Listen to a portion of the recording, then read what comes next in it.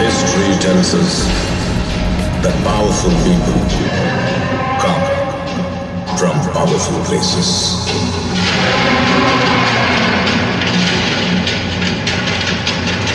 That is Rocky's KGF.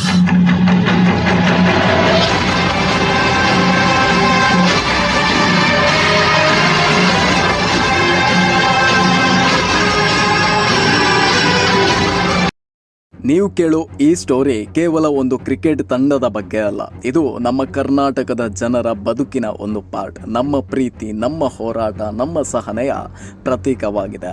Royal Challengers Bangalore RCB 2008ರಲ್ಲಿ ಆರಂಭವಾದ ಈ ಪಯಣ 2025ರ ದಡ ತಲುಪಿರುವಾಗ ನೂರಾರು ಕನಸುಗಳ, ನೂರಾರು ಭಾವನೆಗಳ ಮತ್ತು ಎಕರೆಗೆ ಎಕರೆ ಇಡೀ ಸ್ವಾಮ್ಯವಿರುವ ಅಭಿಮಾನಿಗಳ ಪ್ರಾಮಾಣಿಕತೆಯ ದಂತಕತೆ. IPL ಆರಂಭವಾಗ್ತಾ ಇದ್ದಂತೆ ಬೆಂಗಳೂರು ತಂಡವೂ ಕೂಡ ಹುಟ್ಟಿತ್ತು. ಹೆಸರು ರಾಯಲ್ ಚಾಲೆಂಜರ್ಸ್ ಬ್ಯಾಂಗ್ಳೂರ್.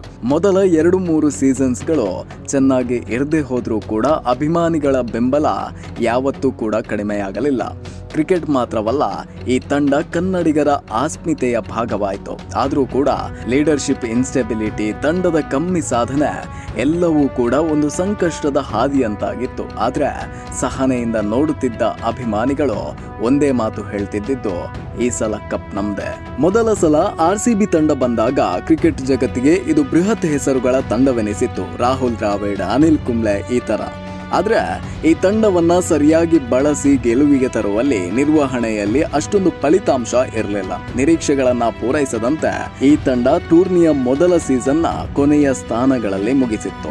2009ರಲ್ಲಿ ಅನಿಲ್ ಕುಂಬ್ಳೆನ ನಾಯಕತ್ವದಲ್ಲಿ ತಂಡ ಫೈನಲ್ ಅನ್ನ ತಲುಪಿತ್ತು. ಆದ್ರೆ ಇಲ್ಲಿ ಸಂಕಷ್ಟ ಕೂಡ ಆರಂಭವಾಗಿತ್ತು. ಬ್ಯಾಲೆನ್ಸ್ಡ್ ಆಗಿ ಆಡದೇ ಇದ್ದು, ನಿರಂತರ ನಾಯಕತ್ವದ ಬದಲಾವಣೆ, ಇನ್ಕನ್ಸಿಸ್ಟೆಂಟ್ ಫಾರಿನ್ ಪ್ಲೇಯರ್ಸ್, ಇದರ ಮಧ್ಯೆ ಒಂದೇ ಜೀವಂತ ಸ್ಟಾರ್ ಆಗಿ ಬೆಳೆಯುತ್ತಿದ್ದವರು ವಿರಾಟ್ ಕೊಹ್ಲಿ ಮಾತ್ರ.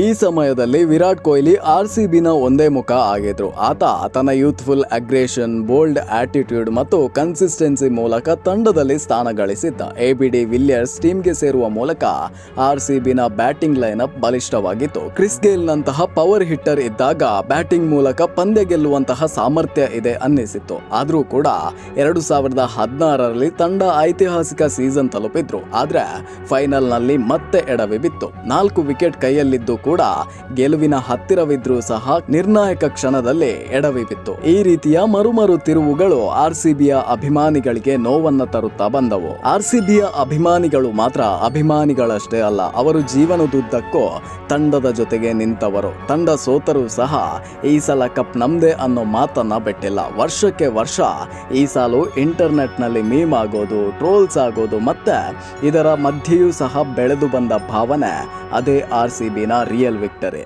ಇಂಟರ್ನೆಟ್ ನಲ್ಲಿ RCB ಸಪೋರ್ಟರ್ಸ್ ಒಂದು ಯುನೀಕ್ ಕಲ್ಚರ್ ಅನ್ನ ಕ್ರಿಯೇಟ್ ಮಾಡಿದ್ರು. Emotional reels, retro Jersey celebrations, ಮನೆಗಳಲ್ಲಿ RCB ಜೆರ್ಸಿ, ಮ್ಯಾಚ್ ದಿನಗಳಲ್ಲಿ school bunk, office early leave, ಈ ಎಲ್ಲವೂ ಕೂಡ RCB ಅಭಿಮಾನಿಗಳ ಲೈಫ್ ಸ್ಟೈಲ್ ನ ಭಾಗ.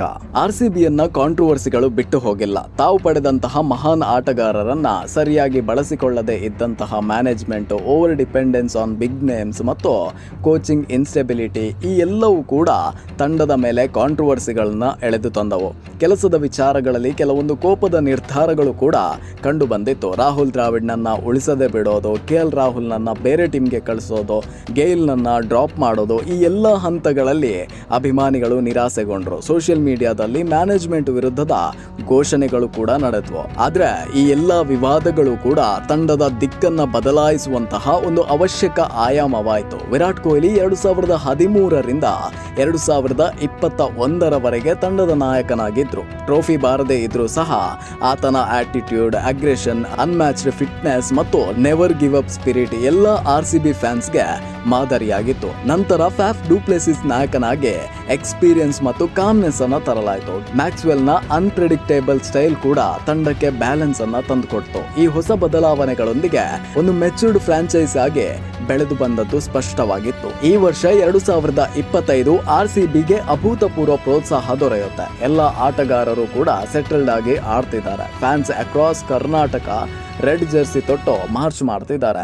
ಬ್ಯಾಂಗ್ಳೂರಿನಲ್ಲಿ ಮೆಟ್ರೋ, ಆಟೋಸ್, ಕ್ಯಾಬ್ಸ್ ಎಲ್ಲದರ ಮೇಲೆ ಕೂಡ RCB ಫ್ಲಾಗ್ ಹಾರ್ತಿದೆ. ಮ್ಯಾಚ್ಗೂ ಮುಂಚೆ ಅಭಿಮಾನಿಗಳ ಭಾವನೆ ಇತ್ತೆತ್ತರವಾಗಿದೆ. ಈ ಸಲ ಅಂತೂ ಆಗ್ಬೇಕು ಅನ್ನುವಂತಹ ಆವೇಶ ಎಲ್ಲರ ಬಳಿ ಇದೆ. RCB ಈಗ ಒಂದು ಫ್ರಾಂಚೈಸ್ ಅಲ್ಲ, ಇದು ಕನ್ನಡದ ಪ್ರೈಡ್. ಇದು ಒಂದು ಹೊಸ ಜನರೇಷನ್ಗೆ ಲೀಡರ್ಶಿಪ್ ಮತ್ತು ಲಾಯಲ್ಟಿ ಬಗ್ಗೆ ಕಲಿಸುವಂತಹ ಪಾಠ. ಇವರ ಜೆರ್ಸಿಗಳು ಫ್ಯಾಷನ್ ಐಟಮ್ ಆಗಿವೆ. ಇವರ ಆಂಥಮ್ ಹಾಡುಗಳು ಮನಸ್ಸು ಮುಟ್ಟುವ ಆಂಥಮ್ ಆಗಿದೆ. ಇವತ್ತಿಗೆ ನಾವು ಎಷ್ಟು ಟ್ರೋಫಿ ಗಳಿಸಿದ್ದೇವೆ ಎಂಬುದಕ್ಕಿಂತ ಎಷ್ಟು ಹೃದಯವನ್ನ ಗೆದ್ದೆವು ಎಂಬುದೇ ಮುಖ್ಯ. RCB ಅಂದ್ರೆ ಹೋಪ್. RCB ಅಂದ್ರೆ ಕನ್ನಡದ ಕ್ರಿಕೆಟ್ ಫ್ಯಾನ್ಸ್ ನ ಕಲೆಕ್ಟಿವ್ ಡ್ರೀಮ್. ಮತ್ತೆ ಹೇಳಬೇಕು, ಇದು ಕೇವಲ ಕಪ್ ಗೆಲ್ಲೋ ಕತೆ ಅಲ್ಲ, ಇದು ನಂಬಿಕೆಯ ಮೇಲೆ ಬಾಳುವಂತಹ ಕತೆ. ನಂಬಿಕೆ ಉಳಿದಾಗಲೇ ತಂಡವು, ಅಭಿಮಾನಿಗಳು ಎಲ್ಲರೂ ಕೂಡ ಚಾಂಪಿಯನ್ ಆಗ್ತಾರೆ. RCB for ever. ಈ ಸಲ ಕಪ್ ನಮ್ದು. ಇದು RCBಯ ಹೊಸ ಅಧ್ಯಾಯ.